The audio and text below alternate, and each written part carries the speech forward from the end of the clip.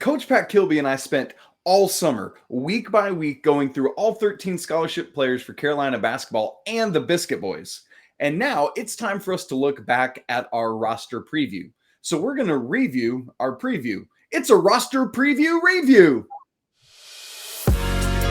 You are Locked On Tar Heels, your daily podcast on the UNC Tar Heels. Part of the Locked On Podcast Network, your team every day. Hey there, it's Wednesday, September 28th, 2022. Welcome into the Locked On Tar Heels podcast, the only daily North Carolina show out there. I'm your host, Isaac Schade, and joining me as he does every Wednesday is the man, Coach Pac Kilby, and we want to thank you for making the show your first listen or your first watch every single day. Please don't forget, the show is free and available anywhere you get podcasts, so you can subscribe right now for free to make sure you don't miss a second of your team every day of the week. Okay, Pac, like we said off the top, you and I spent literally our entire summer every Wednesday going through each one of these scholarship guys one at a time. The transfer Pete Nance, all the freshmen, all the sophomores, all the juniors, all the seniors, the super senior. I think we even had a modest Buzelis in there before he committed to the G League. And of course, the Biscuit Boys. Man, we went through all of it. And now it's time for us to take stock and look back because we are inching ever closer. We're under 6 weeks away from the first game. Friday night coming up is live action. We're going to talk about that tonight too. We want to get you prepped and ready, or today on today's show. We want to get you prepped and ready for that.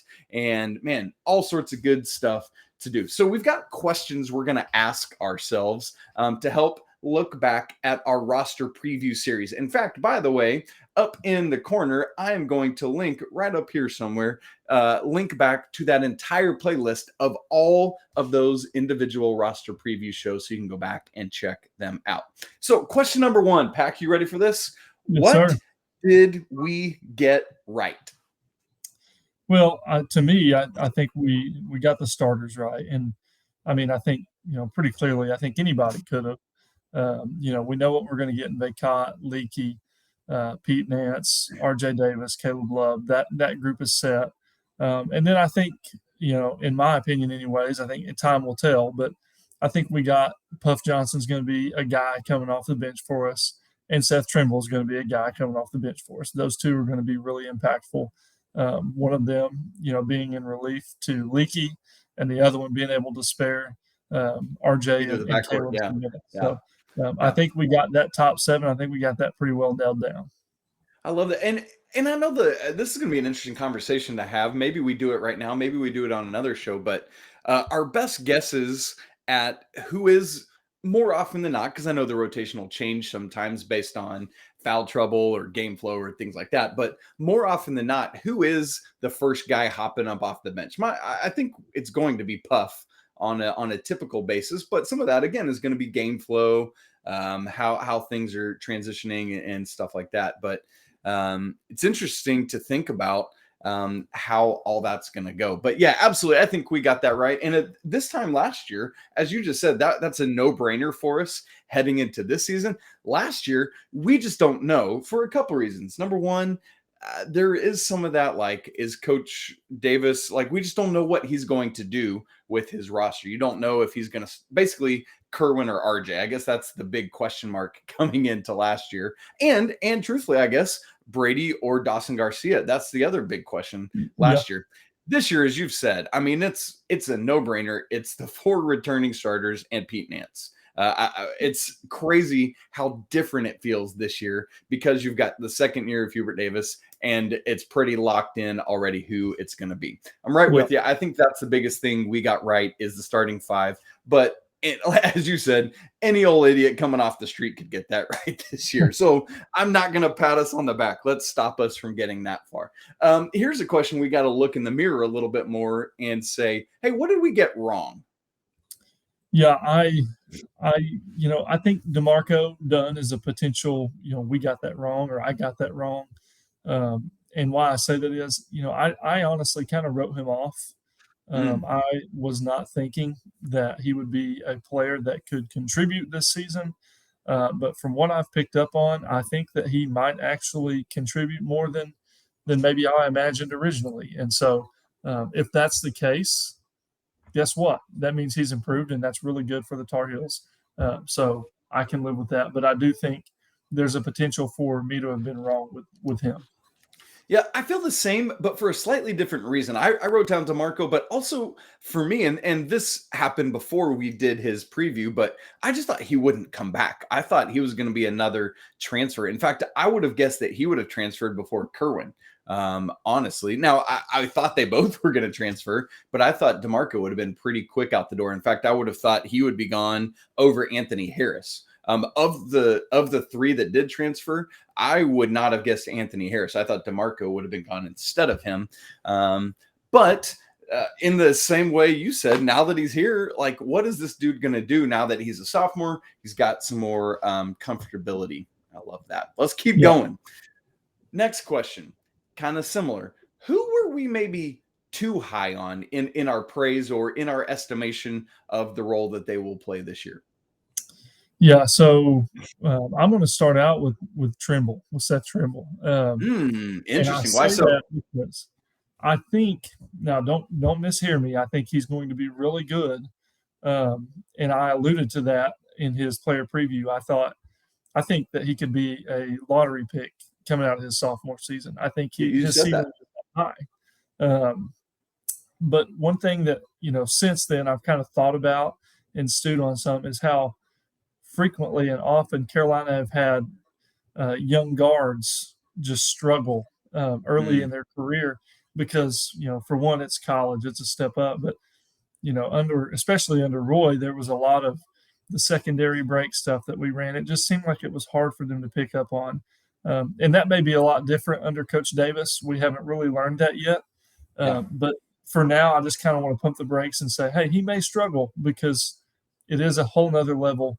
And I may have been a little bit too high on him. Yeah, that's a great point, honestly. And I love also, but the pause of but we don't really know yet with Coach Davis. I appreciate you saying that because we did see a lot of it with Coach Williams. Joel Berry questioning himself his freshman year is a kind of classic example of that. But even just seeing how a lot of those guards really took over their sophomore year and then exploded their junior year. And interesting there. I'm going to go, since you said Seth Trimble, I'm going to go with Dontrez Styles. From snippets I've heard, things I've seen, I just get the impression. I feel it deep in my gut. There's no official Dontrez Styles, we're down on him this year. There's nothing like that I'm hearing or seeing, but I just have this gut feeling that he will not make the same type of leap as some of the other players will this year. And so if I have to say who was I too high on in our player previews, I'm going with Dontrez. I think he's still going to be a main part of the rotation, one of the top, 9 guys. I'm just a little less sure of where he's going to fall in slot 6 through 9, basically, than I was when we did our preview.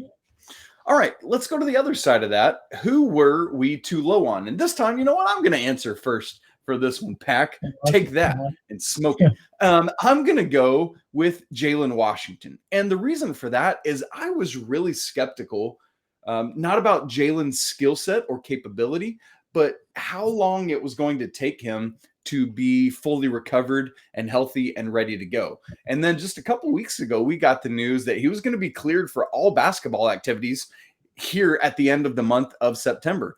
I said this on Tuesday's show, but if you saw the clips and highlights of the first day of practice, he's right out there with the guys doing stuff and feeling good. And we've seen and heard the quotes from Coach Davis about Jalen and what a great and impactful player he is. His shooting capability, which is huge for that position, for the 4 for the Tar Heels. And so, I think we're going to get more than we thought we would, especially with Pete Nance being a legit 5, can slide over when Armando takes a breather or is in foul trouble. And then Jalen comes in as that 4. The question just becomes, how quickly is he able to work himself in and how much of a learning curve is there?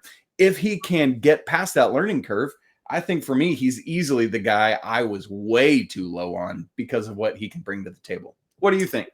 Yeah, I agree with that, and it's hard because he has been battling the injury, and so we were kind of unaware of the abilities that he had, and so for us to find out, hey, this guy's going to be a player, that's quality news for the Tar Heels, and earlier we were kind of talking about, hey, we probably expect Puff to come off the bench first or Trimble to come off the bench, and quite honestly, if Bacot struggles with foul trouble like he did some last year, gosh, it could be Jalen Washington, Yep. depending on how Yep. quick he picks things up. Because, like you Yeah. said, we can slide Nance to the 5 and plug Jalen in right there at the 4. And so that's a possibility. But for me, and guys, this might sound crazy, but I was probably too low on RJ Davis. Woo! And the crazy thing is, I was pretty high on RJ Davis. But you've also said you think he's going to be the most important and best player on the team. Yeah, exactly. And that I don't think I said that in his player preview. No, you didn't. Yeah. But now, the more I think about the team and the more I look at last year's run and how crucial he was in that and what direction we're going in moving forward, man, I view him as such an important piece to what we do, that I think that, I was just too low on him. I think he's the most important player that we have because of the way he makes us go. Man, love that. Love the RJ Davis love from Pac Kilby there. We want to get into talking about what newcomers are going to be playing a huge role for this team, and we'll do that in just a second. But first, I need to tell you a little bit about Bet Online, which is the number one source for all your pro and college football betting needs and sports info this season. Find the latest football league developments, game matchups, news, and podcasts, including this week's games. BetOnline is also your continued source for all your sports wagering info, including live betting, esports, and scores.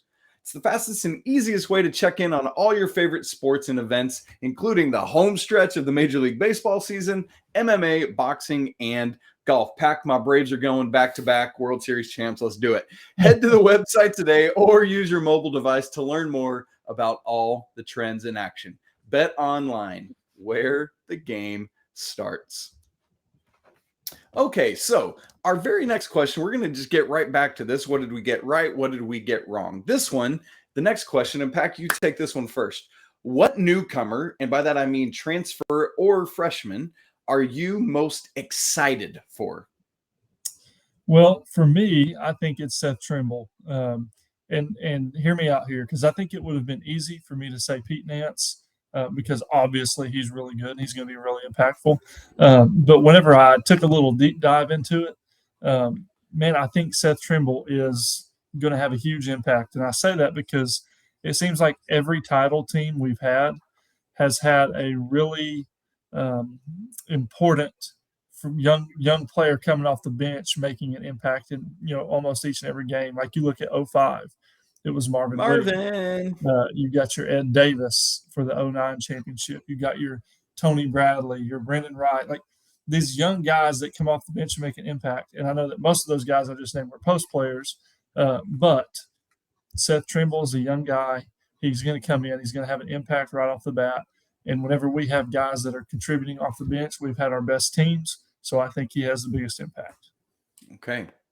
Well, since you took Seth Trimble, I got to go with Pete Nance. I mean, it's kind of the biggest no-brainer, similar to what we said about the starters. But one of us was going to say each of these guys, I think. And so let me give Pete Nance some love in it. Just the things he is going to be able to do.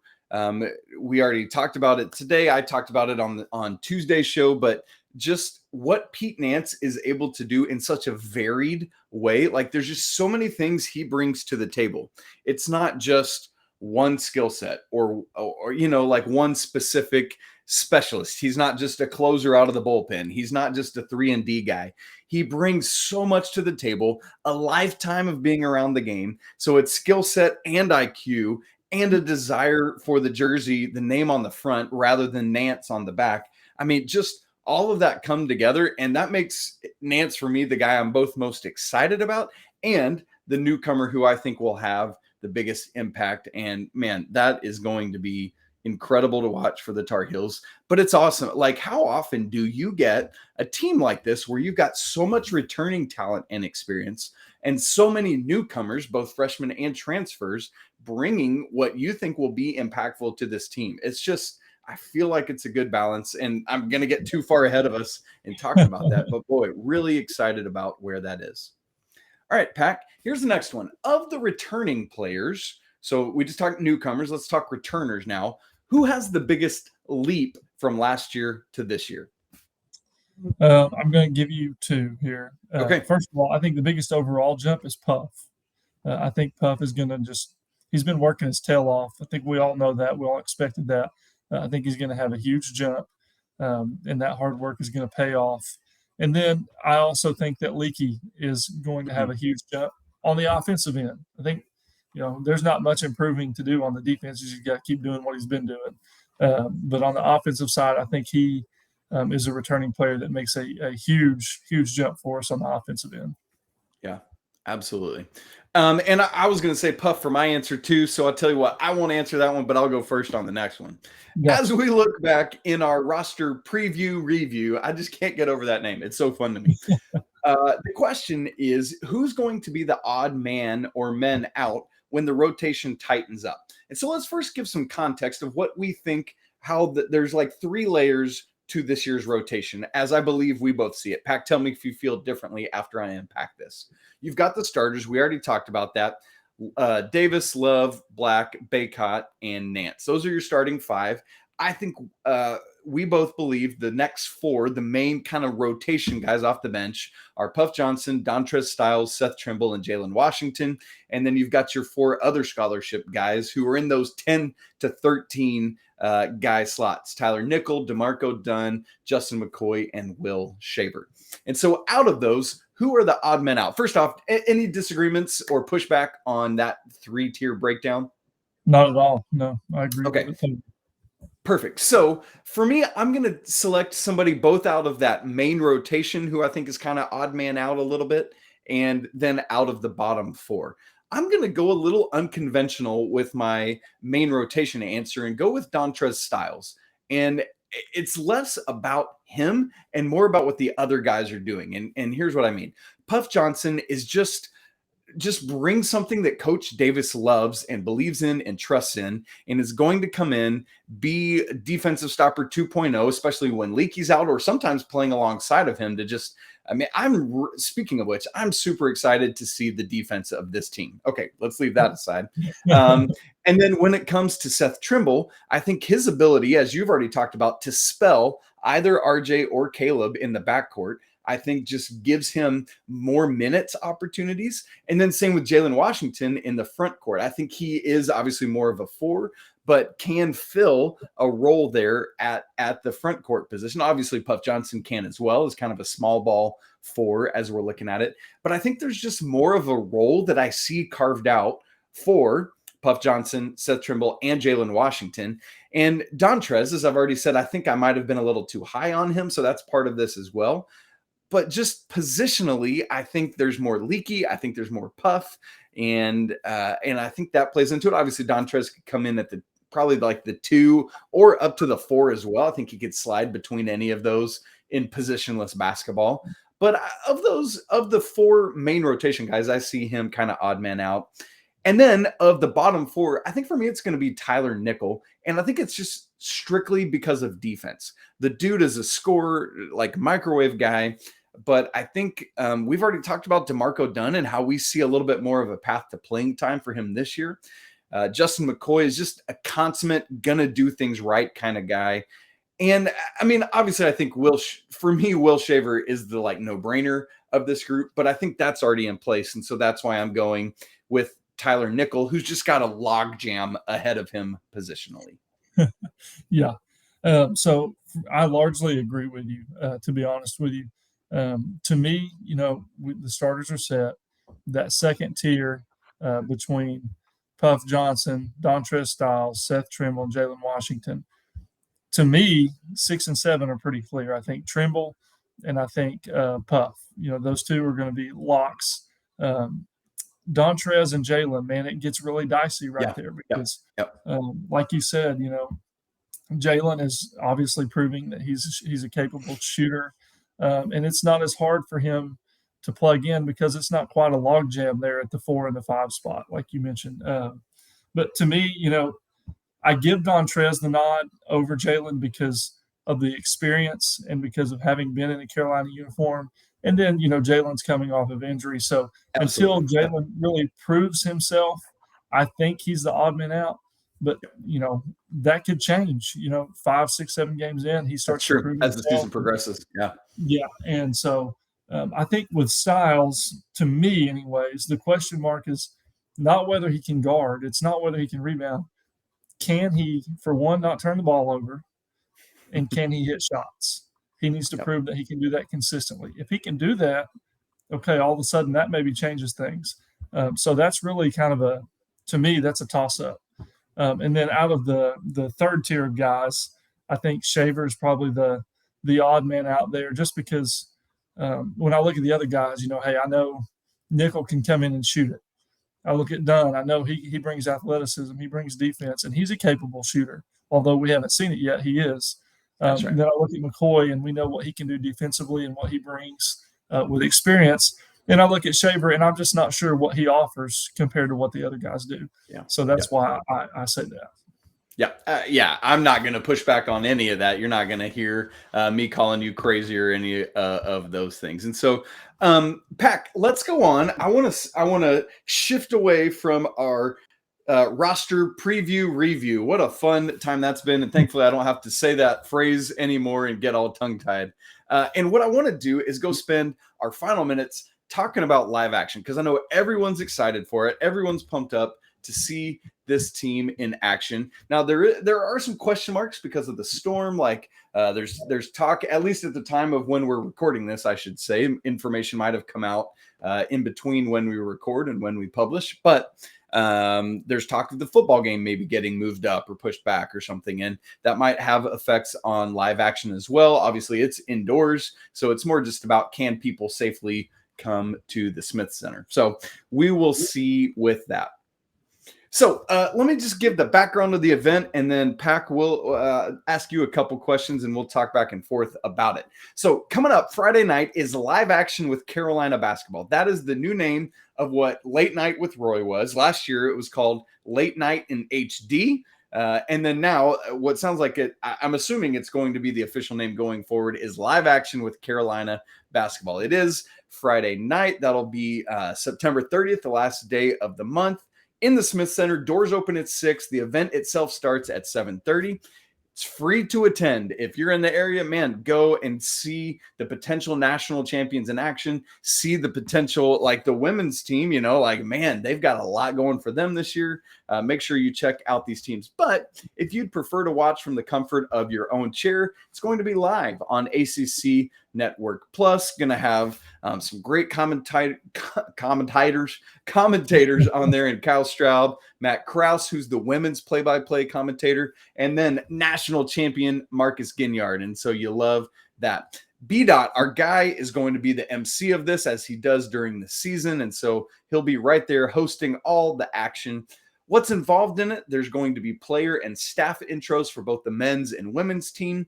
There's going to be a combined 3-point contest as there was last year. And let me tell you, that was electric, folks. Just dudes and ladies knocking down shots. And then both teams will have an intra-squad scrimmage as the highlight of the night. And so, Pac, let's set some expectations for what we think we will see in this environment. First off, let's talk about the scrimmages themselves. I want to set the tone for it a little bit and then get your thoughts on it. I often tend to think of these events, these moments. Yes, it is an actual scrimmage, and they do play hard and they get after it. But I look at it as more of like an NBA All-Star game type environment where they're just out there trying to score, show off a little bit, have some fun. Now, Coach Davis, he wants to see them active and engaged. I know Coach Banghart feels the exact same way. But like even the blue-white scrimmage from a month or so ago is probably a better example of the Carolina basketball team we can expect to see this year. What do you think about as you think about the actual basketball played in this environment? Well, I don't expect there to be, any scheme revealed or anything of that nature. I think they're going to get up there. It's going to be, two teams that are evenly matched up and evenly split up. And they're just going to get out there, like you said, they're going to compete. It's going to be a competitive pickup game. Look at it like that. 5-on-5 at the Y. They're going to be arguing, fouls and stuff like that. But so they're going to be competing, but it's not going to be necessarily revealing of anything new scheme-wise or anything that will return scheme-wise. Yeah. So absolutely. Don't want to put anything on tape for the competition. Yeah, exactly. It can be revealing of some of the newbies, though, like just to see their athleticism and see them matched up against, potentially seeing Trimble against Caleb Love or Washington against Nance or something like that. So that'd be fun. That could be interesting. And some of that we didn't get to see at the blue-white scrimmage since neither Washington nor Leaky Black played. And so, man, like I'm with you. Like, let's see some Leaky against Puff Johnson. I love that Nance and Washington matchup. Get to see the fifth-year wily veteran school the unsuspecting freshman and see what happens there. Anything that, like you said a couple things there, but what else? If there's not as much we can learn as in a real game, what can we learn from this environment? Well, to me, I think we get to learn about the players, right? Like, I always think it's fun to see their personalities shine through. And, I don't think, correct me if I'm wrong, I don't think they did the dances and stuff last year. No, they didn't. Hubert said he didn't want to do the wacky dances. So I expect that we won't see that again. Yeah. Yeah, I figured so, but I thought that was always fun just because I did too. It shows their personality, and it's kind of cool to see them not as players but as people. Absolutely. And so that part was cool. I understand why they're not doing it. I get that, but it is nonetheless you can still see their personalities and see who they are as people, and I enjoy that. Yeah, absolutely. And for me, it's about you get to see some of the team dynamics, like you said, who they are as people, like them out there enjoying one another. But you get to see the dudes who are uber competitive and can't turn it off, even in an environment like this, where it's like, if I'm out playing a game of basketball, I'm going to win and I'm going to eat your head. Like I can't turn it off even for these types of moments. And so I'm excited to see who those people are, especially of the newcomers, right? Like I think we kind of know the deal with the returners, but of these 5 newcomers, the 4 freshmen and Pete Nance, and I say all 4 freshmen because we didn't get to see Will Shaver in these environments last year, and while we don't expect him to get much run this year, I want to see who this kid is. Like, what does he bring as well? And so I think another thing about live action for this year is last year's festivities, although a lot of the same things are going to happen, there was a lot more, because it's like you're instituting a new coach in the first formal public thing of the year, right? And so there were several things surrounding that. There was that video that Reese Davis hosted, and so many contributors to that. And so what I'm looking for this year is, how do things settle in year 2 of Hubert Davis? This is the beginning of what I would call business as usual in the Hubert Davis era. Everything last year was so new. There were no expectations. There were no known quantities. There was no precedent to draw on. But this year then is all about beginning to establish those rhythms, establish those routines, establish family traditions. Like for me, I'm such a I love my family. I love our traditions at Christmas or Thanksgiving or whatever. And that's what people start to love, right, Pac? Yeah, absolutely. Absolutely. And we finally get that, right? Like for so long, I feel like we've been saying, oh, what are we going to get from Coach Davis here? What are we going to get here? It's been a lot of question marks. Now we're going into the year and we don't have those. And that's really nice. Yes. And at least not as many, right? We're looking to see, we only get to use the phrase small sample size so much longer with Coach Davis, probably the next couple years. But I think one of the things we look for this year, both at live action and throughout the season, is what was a 1-year outlier last year, and what are the things that are, this is how we do it now in terms of things like bench. Coach Davis has said he wants the deeper bench. Will that happen? Will it not? Those kind of questions will all start to become answered more fully. Live action is going to be great. I'm so excited for it. Pac, been thinking about the possibility of going live or recording something later on that night to just drop in for you fine folks to be able to watch and enjoy in the aftermath. And so that would be a lot of fun. Pac, any parting thoughts from either our preview review or our prep for live action? Yeah, the other thing I forgot to mention, I just wanted to bring it up real quick. I've noticed in the highlights and some of the pictures that the program has shared, man, our dudes are looking buff. Like, they're looking swole. They've been in the gym with Serration. Leaky Black looks like he's playing middle linebacker in the NFL. He's got the body. I'm like, golly, man, he's looking good. So I'm really curious to see the athleticism of some of our guys displayed at the late night. And I don't know. I'm just intrigued by that because our guys look like they've really had a good off-season regimen. And I'm curious to see how that pays off. Yeah, especially because we've got to keep these dudes healthy, and you really want to see that. Remember that picture of Mondo last year where they like photoshopped his that was great. I love that. And one other thing to just keep in mind, folks, is there will be multiple high school visitors there, but two of the primary ones to keep an eye on are class of 2023's Zayden High and class of 2024's Boogie Fland. Carolina trending in a very healthy direction for Zayden High, as you'll hear Jason Jordan say about him on tomorrow's show. It's the kind of thing where you just can't screw up this visit, right? Like, it looks like everything's going well, and you just got to do it right. Do it right. Let's get these guys into Chapel Hill, and once you're there, they're going to love it. So, for Pac Kilby, I'm Isaac Schade. We want to thank you so much for joining us on today's episode of Locked on Tar Heels. As I said, coming up on tomorrow's show, a preview of Zayden High's official visit this weekend. Make sure you tune in to that. As for today, you can follow the show on Twitter at Locked on Heels. You can follow the man Pac at Coach_K23, and you can follow me at Isaac Schade. Also, please join us in our Drive for 5. We're making this big push to get to 5,000 YouTube subscribers by the time we hit tip-off on November 7th against UNC Wilmington. Please, would you be the next person to join us in that endeavor? Get more on the ACC by making Locked on ACC your second listen of the day. Host Candace Cooper and the local experts of Locked On take you around the conference in 30 minutes, 5 days a week.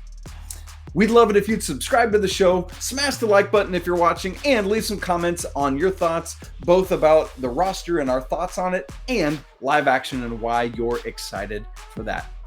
For today, we want to remind you that it is always a great day to be a Tar Heel. Until tomorrow, peace.